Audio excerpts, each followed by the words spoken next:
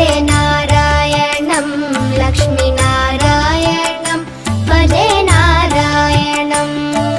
నారాయణ రామానుజ జీయర్ స్వామి వారి యొక్క దివ్యచరణాన్ని సేవిస్తూ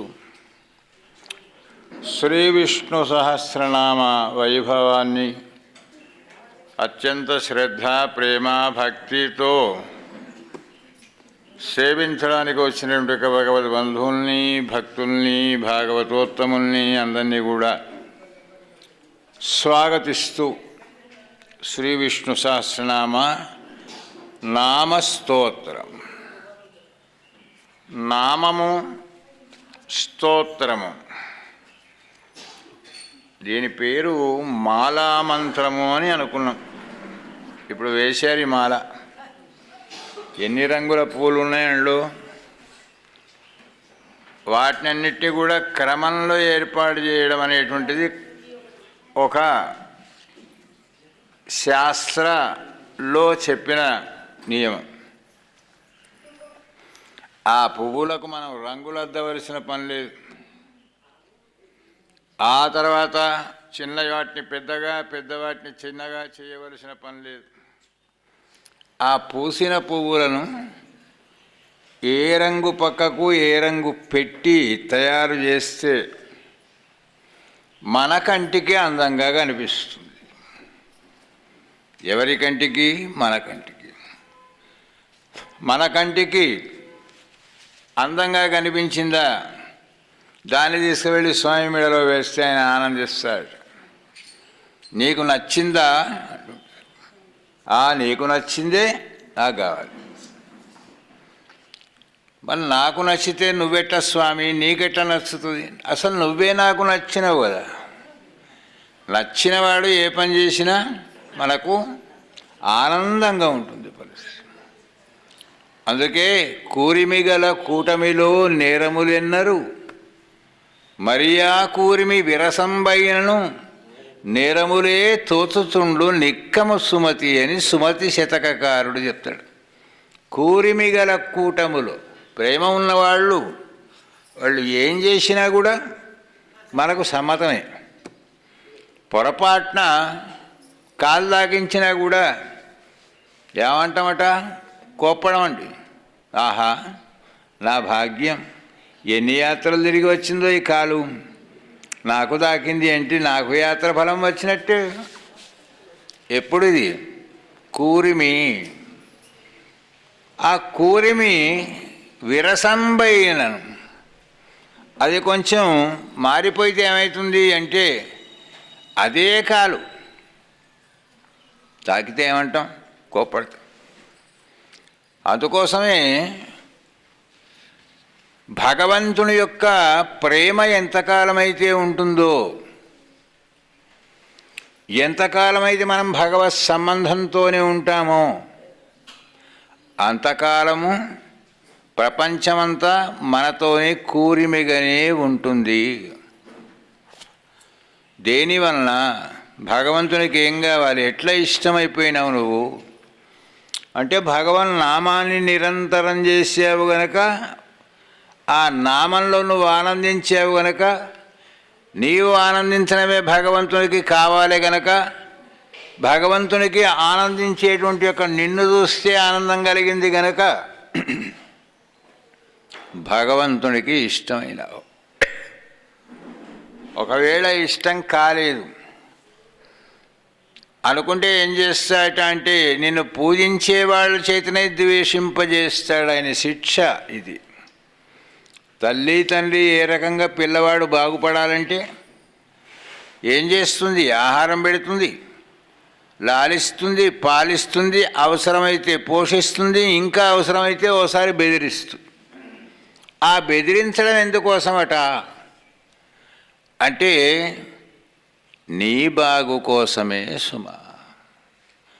కష్టాలు వచ్చాయండి మాకు, బాధలు పడుతున్నామంటే ఎందుకోసమట? మనం బాగుపోయడానికే కష్టాలు వస్తాయి. మనం బాగు చేయడానికి భగవంతుడు అప్పుడప్పుడు శిక్ష. అది శిక్ష కాదు, పరీక్ష. పరీక్ష అంటే మరి చదువుకున్న వాళ్ళు పరీక్షలు ఇస్తారా, చదువుకోని వాళ్ళ? రైట్.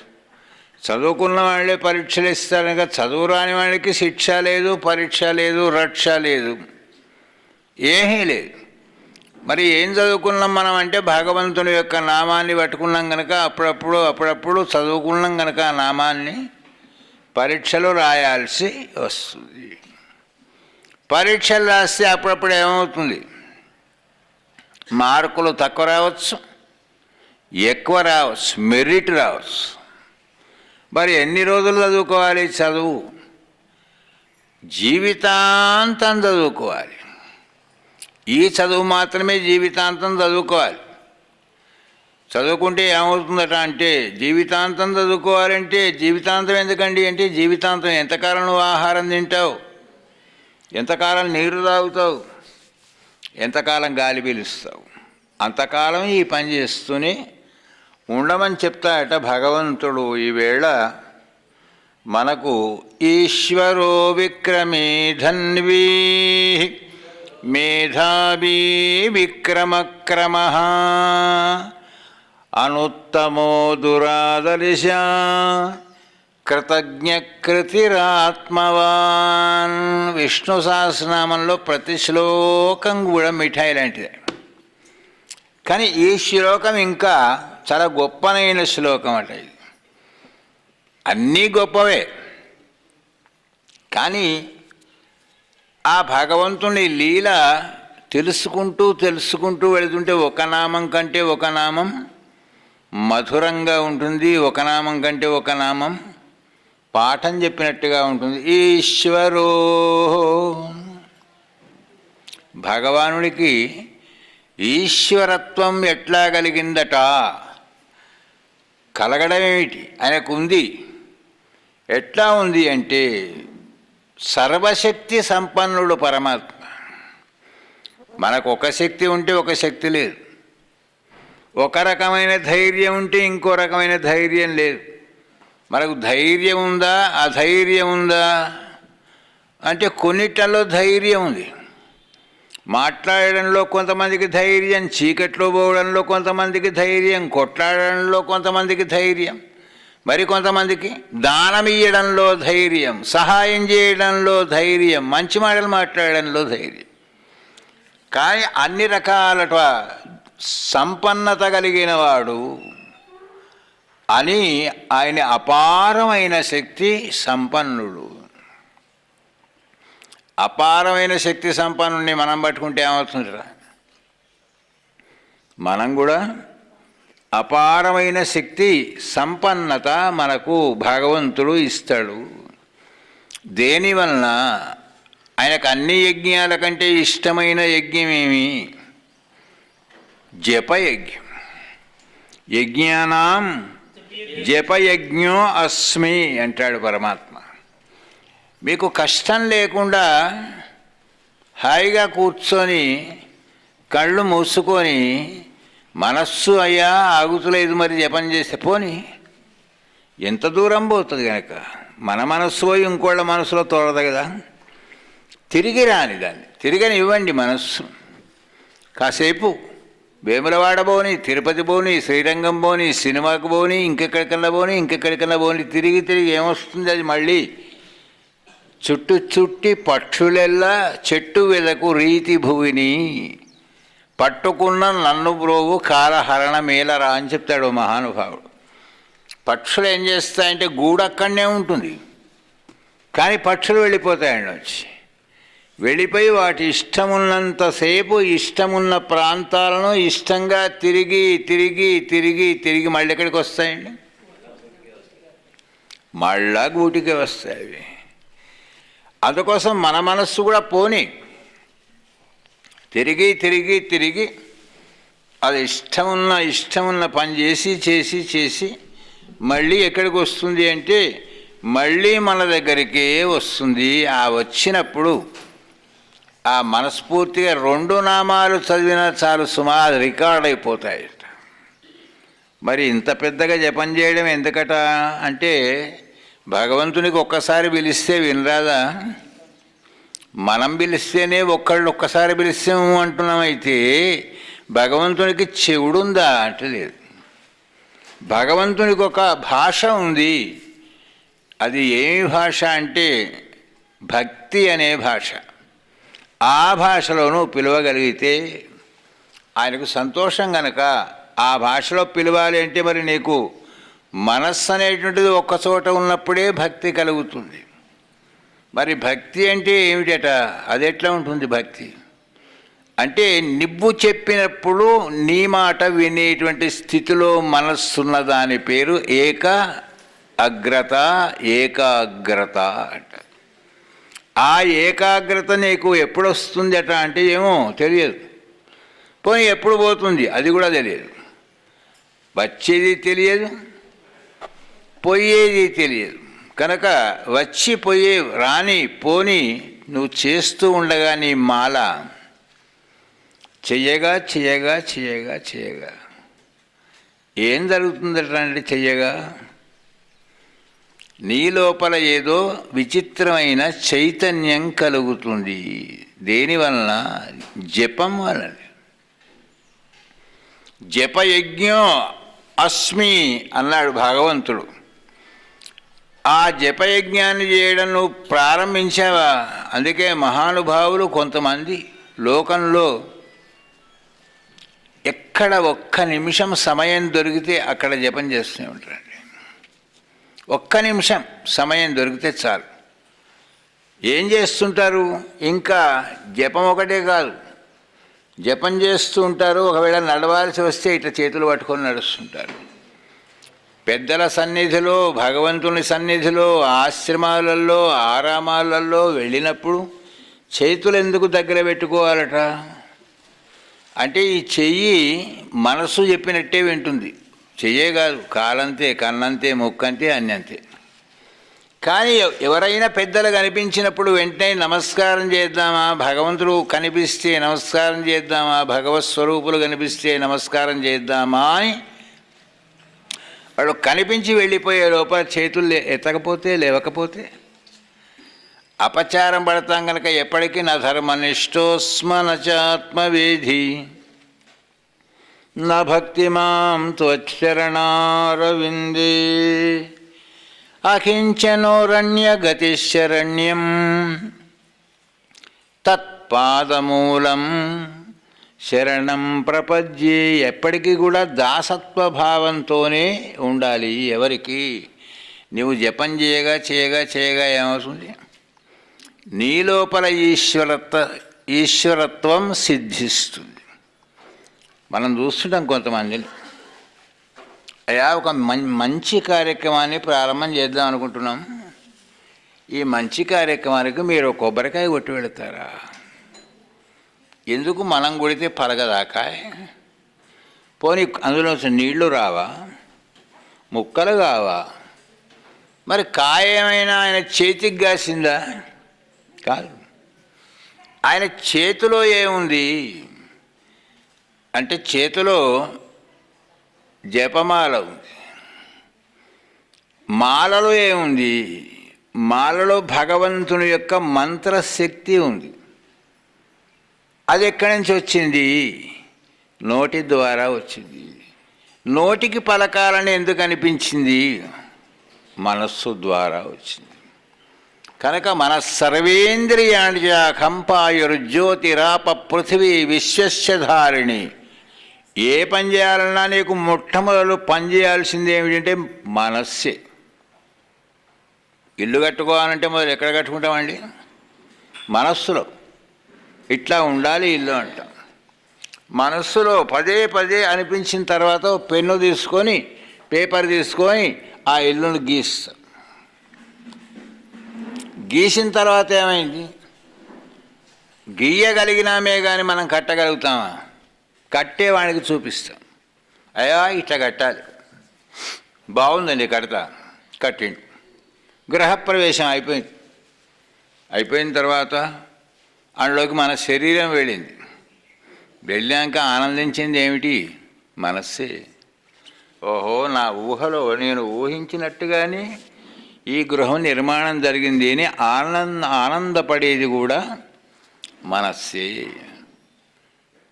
అందుకోసమే రెండు రకాల ఆనందాలు ఉన్నాయి. శాంతి ఉంటే మానసికమైన ఆనందం ఉంటుంది, శాంతి పెరిగితే మనకు కావాల్సింది ఏమిటంటే రెండు ఆనందాలు కావాలి. ఒకటి మానసిక ఆనందం, రెండవది ఆత్మానందం అంటారు. ఇది చాలా పెద్దది. ఆత్మకు ఆనందం కలుగుతుంది. ఆత్మకు అవసరమా ఇల్లు? పోనీ భూమి అవసరమా? ఏది అవసరం లేదు దానికి. మరి ఏమవసరం? ఎన్ని శరీరాలు మారుస్తూ మారుస్తూ మారుస్తూ వచ్చానో ఇప్పటికీ, ఎన్ని శరీరాలు పోయినాయో, కనీసం ఒక్క శరీరం ద్వారానన్నా నన్ను పరమాత్మ దగ్గరికి తీసుకువెళ్ళేటువంటి ఒక స్థితి ఈ జీవుడు చేయడం లేదేమిటి అని మా ఆత్మ బాధపడుతుంటుంది. ఆత్మ రోజు వెళ్ళి పరమాత్మను కలిసి వస్తుంది. రోజు మీ ఆత్మను ఎప్పుడైనా పరమాత్మ దగ్గరికి వెళ్ళినట్టు చూసిండ్రా? ఇవాళ గమనించండి, ఎప్పుడు వెళుతుంది ఆత్మ? ఎన్ని గంటలకు వెళుతుంది? రాత్రి 2 గంటల నుంచి 3 గంటల మధ్యలో వెళుతుందండి పరమాత్మ దగ్గరికి. సరిగ్గా రాత్రి, దాని పేరేమంటారు? గంధర్వ రాత్రి. ఎన్ని రాత్రులు ఉన్నాయి అంటే 6 రాత్రులు ఉన్నాయి. ఒకటి గణేశ రాత్రి 10 నుంచి 11 వరకు. రెండవది గణేశుని తమ్ముడి పేరేమి? కుమారస్వామి పేరు. ఇంకో పేరు కూడా ఉంది, స్కందుడు అంటారు. 10 నుంచి 11 గణేశరాత్రి, 11 నుంచి 12 స్కందరాత్రి, 12 నుంచి 1 గంట కాళరాత్రి, అంటే చనిపోయిన ప్రేతాత్మలనే తిరిగే రాత్రి. అది దాని పేరేమంటారు? కాళరాత్రి. మూడోది 1 నుంచి 2 మధ్యలో జరిగేటువంటిది అద్భుతమైనటువంటి యొక్క, దాని పేరేమంటారు అంటే యక్షరాత్రి అంటారు. 2 నుంచి 3 మధ్యలో వచ్చేటువంటి దాని పేరు గంధర్వ రాత్రి. గంధర్వులందరూ కూడా రాత్రి ఆకాశంలో తిరుగుతూ ఉంటారట. మాకు గండబడతారండి, తప్పక కనిపిస్తారు. భాగవతంలో ఉంది.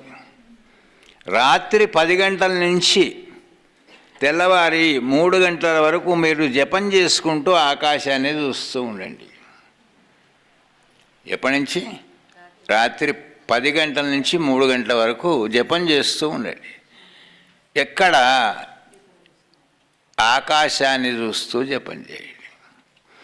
భూమి మీద ఎన్ని వింతలు ఉన్నాయో ఇంతకంటే 100 వింతలు సముద్రంలో ఉన్నాయండి. సముద్రంలో ఎన్ని వింతలు ఉన్నాయో దానికి 1000 ఆకాశంలో ఉన్నాయి వింతలు. కానీ అవి మనం చూడొచ్చా అంటే గప్పుడే ఏమొస్తుంది మనకు? నిద్ర. ఈ నిద్రా ప్రభావం చేత మనం నిద్రించినప్పుడు గంధర్వులు తిరుగుతూ ఉంటారట. కొంతమందికి గంధర్వ దర్శనమైనటువంటి యొక్క మహానుభావులు కూడా ఉన్నారు. ఇక్కడ పురాణం చెప్పిన మహనీయులు చంద్రమౌళి శాస్త్రి గారికి గంధర్వ దర్శనమైంది అని. వారు 41 రోజు ఆకాశాన్ని చూస్తూ రాత్రి 10 నుంచి 3 గంటల దాకా జపం చేసుకునేవాడు. ఎలాగ అనిపించింది అంటే వారే ఒకసారి వివరించారు. ఒక అందమైన విమానం, అందులో ఉన్నవాళ్ళు ఎవరు కనిపించలేదు కానీ అందమైన విమానం పోతున్నట్టుగా కనిపించింది. రాత్రి వాటి టైం, ప్రతి వాళ్ళకు టైం ఉందండి. ఆ టైంలో చేసినప్పుడు, ఇప్పుడు మనకు ఏం టైం ఉంది? ఇప్పుడు ప్రవచనం వినే టైం. ఇంతకుముందు ఏం టైం ఉండే? సత్సంగ సమయం. దాని తర్వాత ఏమైంది? పలహార సమయం. ఇది అయిపోయిన తర్వాత ఏముంది? భోజన సమయం. అది అయిపోయినాక ఏముంది? మళ్ళీ కాసేపు సత్సంగం. అది అయిపోయిన తర్వాత ఏముంది? మళ్ళీ సాయంత్రం అయిన తర్వాత మళ్ళీ కాస్త భజన, కీర్తన. ఇవి అంతా అయిపోయినాక ఏముంది? రాత్రి ఈ శరీరాన్ని పండబెట్టడం. పండబెట్టిన తర్వాత శరీరం నిద్రపోతుంది. శరీరం నిద్రపోతున్నట్టు మనకు ఎట్లా తెలుసు? కళ్ళు మూసుకుంటే అయిపోయాయి. పాపం కళ్ళు మూతలు పడ్డాయండి, నిద్రపోతున్నాడు. కొంచెం నడిచేటప్పుడు జాగ్రత్తగా నడవండి. పాపం ఆయన ఇక్కడ లేడు. ఆయన ఎక్కడ ఉన్నాడు? నిద్రావస్థలో ఉన్నాడు కనుక ఆత్మ ఎప్పుడు నిద్రపోదు సుమా. సరిగ్గా దాని సమయం కాగానే ఆత్మ పరమాత్మ దగ్గరికి వెళుతుంది. వెళ్ళినట్టు మనకు ఎట్లా తెలుస్తుంది? ఇవాళ రాత్రి గమనిద్దామంటే గమనిద్దాం. సరిగ్గా రాత్రి 2 నుంచి 3 వరకు ఏ ప్రాణి అయినా ఇటున్నవాడు అటొకసారి పొర్లుతాడు. కరెక్ట్ ఆ టైంలోనే పొర్లుతాడు. పొర్లినాడంటే ఏమిటంటే ఆత్మ వెళ్ళి భగవంతుని దగ్గర ప్రార్థన చేస్తుందట, తండ్రి ఇంకా ఎన్ని శరీరాలు మార్చాలి నేను? పక్షుల శరీరాలు అయిపోయినాయి, పాముల శరీరాలు అయిపోయినాయి, చీమల శరీరాలు, ఎన్ని ప్రాణులు అన్నీ అయిపోయినాయి. ఇప్పుడు మనుష్య శరీరంలోకి వచ్చినా కానీ నీ పాపం కనీసం నిన్ను స్మరించడాయ్, దానం చెయ్యడాయ్, ప్రదక్షిణం చెయ్యడాయ్, ఎవరైనా వస్తే నమస్కరించడాయ్, పుణ్యకార్యాలకు చాలా చాలా దూరం ఉంటున్నాడు కనుక మళ్ళీ నేను మొదటి నుంచి మళ్ళీ శరీరాలను ఎత్తాలా ఈ మానవ శరీరం పోయిన తర్వాత? అంటే పరమాత్మ అంటాయట, అవశ్యం అనుభవయుక్తం కృతం కర్మ శుభాశుభం. నువ్వు అనుభవించవలసింది ఈ శరీరంలో అనుభవించాలి కదా. అనుభవించేది శరీరమే, ఆత్మ కాదు. అందుకే ఆయన ఇల్లు కట్టుకున్నాడు, గృహప్రవేశం అయింది. ఎక్కడ? ఇక్కడ. సిరిసిళ్ళకు వెళితే అక్కడ వేరే ఇంట్లో ఉండడం ఎందుకు? అక్కడో ఇల్లు కడదామన్నాడు, కట్టుకున్నాడు. దాదాపు భారతదేశం మొత్తం కట్టిండండి. ఏ ఊరికైనా మన ఇల్లే. భ్రమలో పడ్డాడు, కట్టాడు, అంతా అయిపోయింది. భగవంతుడు ఏదో అవకాశం ఇచ్చాడు, డబ్బు. ఇప్పుడు ఇన్నిళ్ళు కట్టినాను కానీ ఇక పెద్ద ఇల్లు ఒకటి కట్టుకుంటా. ఇవన్నీ ఏమిళ్ళు? చిన్న చిన్న ఇళ్ళే కదా. పెద్ద ఇల్లు కడదామని ఓ 200 గదులతోని, అంటే ఒక్కొక్క అంతస్తుకు 200 గదులు. అట్లాంటి ఎన్ని అంతస్తులు అంటే 100 అంతస్తుల బంగ్లా కట్టాడు. ఇంత కష్టపడి కట్టడానికి ఎంత కష్టమైందండి. నిమిషమన్నా ఖాళీ లేకుండా సంపాదించడం మొదలుపెట్టిండు. సంపాదించి సంపాదించి సంపాదించి ఖర్చు పెట్టి చివరి వరకు గృహప్రవేశం అయిపోయి ఆ తర్వాత వచ్చిన వాళ్లకు కట్నాలు కానుకలు ఈయన పెట్టాడు.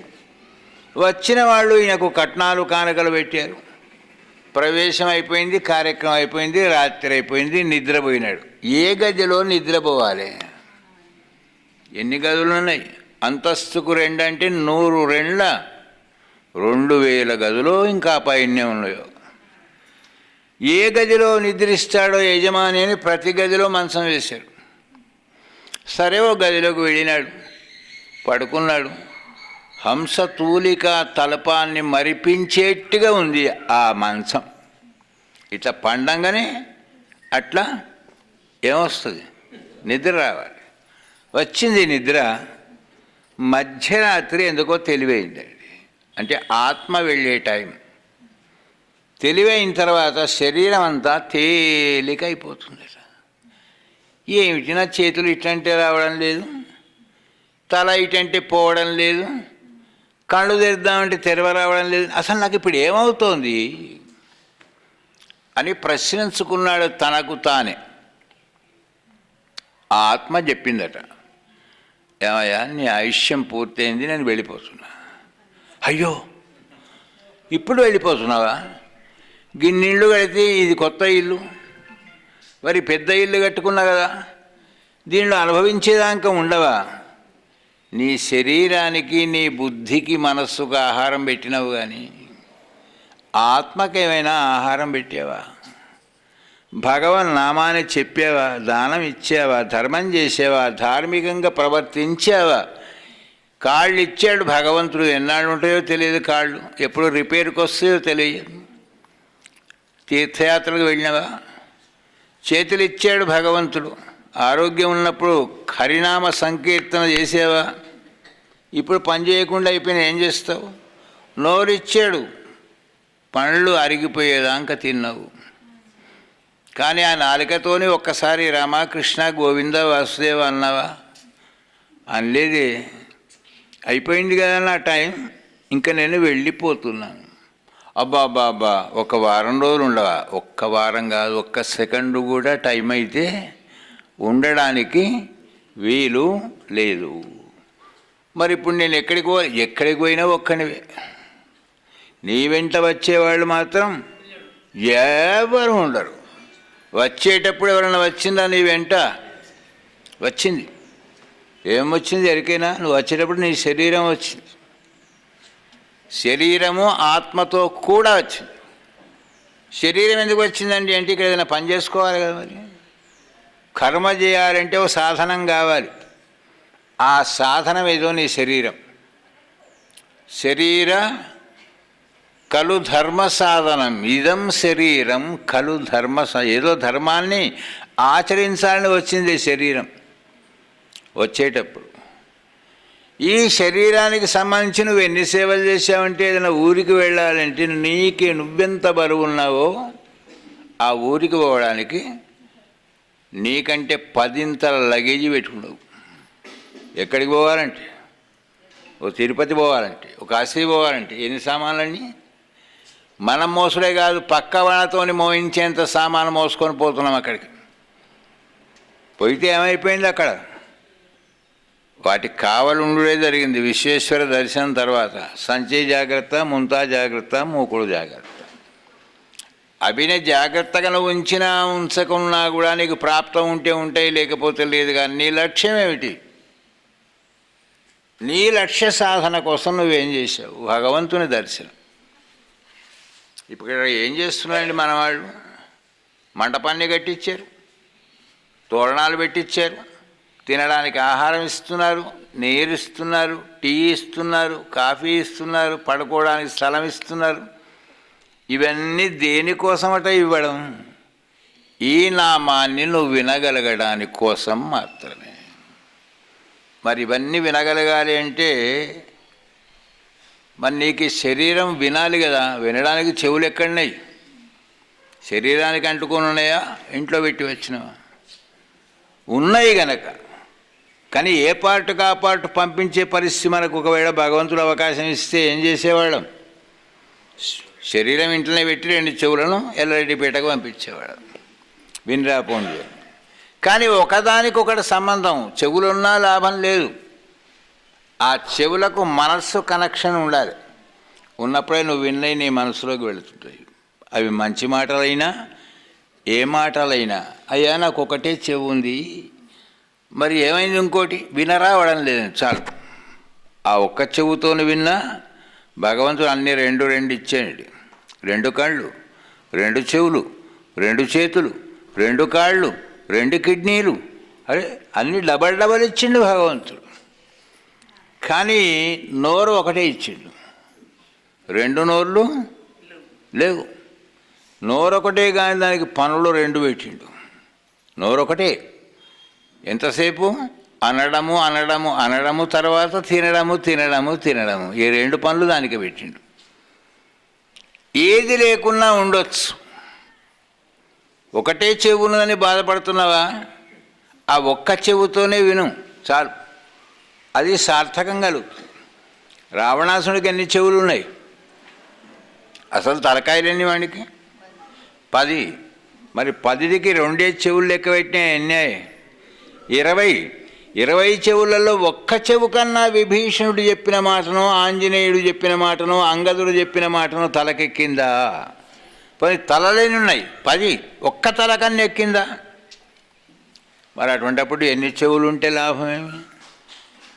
అందుకోసమే నీ చెవు సార్థకం కావాలి అనుకుంటే నువ్వు చక్కగా భగవంతుని యొక్క తత్వాన్ని, ఆయన తత్వం చాలా గొప్పది, ఈశ్వరత్వం అంటాడు. నువ్వు వినగానే ఏం జరుగుతుందంటే నీకు కూడా మంత్రం అనాలనిపిస్తుంది. అనగానే ఏమనిపిస్తుంది? స్మరించాలనిపిస్తుంది. నీవు కూడా స్మరించంగా స్మరించంగా స్మరించంగా తరిస్తూ ఉంటావట. అందుకోసమే మహర్షులందరూ కూడా భగవన్ నామ మహిమ, మంత్ర మహిమ ఎంత గొప్పది అనంటే, అక్కడ మహాభారత యుద్ధం జరుగుతున్న సందర్భంలో వ్యాస భగవానుడు చూడడానికి వచ్చాడు. వచ్చినప్పుడు ఏం జరిగింది అంటే నారాయణాస్త్రాన్ని ప్రయోగించాడు. ఎవరు? అక్కడ కర్ణుడు.